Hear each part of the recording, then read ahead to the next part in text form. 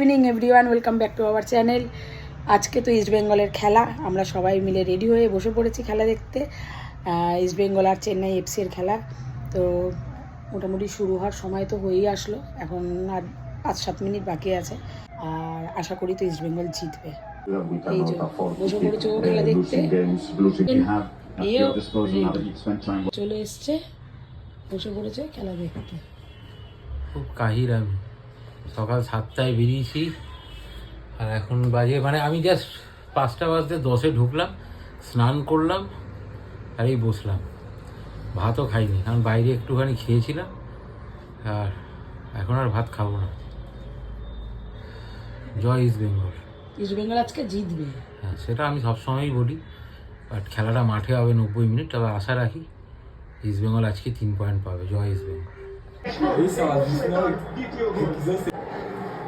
উল্লাসটা দেখা, আমাকে দেখাবে না কেন? উল্লাসটা দেখা, উল্লাস দেখা, উল্লাস দেখা।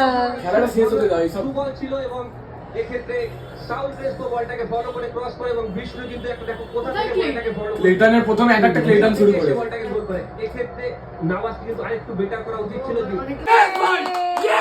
ও নামাজ ডিকশন হোয়াট আ গোল ভাই, what a goal, what a goal, lovely lovely. পালা পালা ডিকশন ভাই গুড গোল, হেভি গোল মেরে দিল। শাবাশ শাবাশ, ভেরি গুড ডিকশন। তুমি যদি দেখো ডিকশন তার নিজের জোন থেকে কতটা এসেছে, এখানে একটা ভালো ব্লক বাই রায়ান এবং বক্সের বাইরে দারুণ শট, দারুণ দারুণ শট, দারুণ।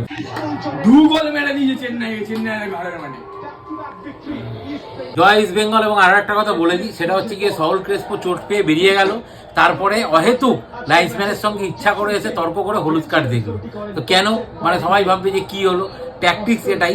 সাউল ক্রেসপো যে চোটটা পেয়েছে, সেই চোটের দরুন সাউল ক্রেসপো নেক্সট ম্যাচ খেলতে পারবে না, কারণ যেভাবে হ্যামস্ট্রিং পুল হয়ে গেছে ও আর উঠে দাঁড়াতেই পারবে না। তো সেই জন্য কি হতো, 3টে হলুদ কার্ড আছে, তো 4টে হলুদ কার্ড দেখে পরের হলুদ কার্ডের যে চক্করটা ছিল সেটাকে কাটিয়ে নিল। আবার 0 থেকে শুরু হবে ওর হলুদ কার্ড গোনা। ঠিক আছে, এই যে মাঠের মধ্যের প্র্যাকটিস কিচ্ছু বোঝানি, এমন কিচ্ছু আমরি ফুটবল ইস্টবেঙ্গল খেলেনি, কিন্তু ইস্টবেঙ্গল ম্যাচটা 2-0 গোলে জিতলো। হ্যাটস অফ টু অস্কার বুজো।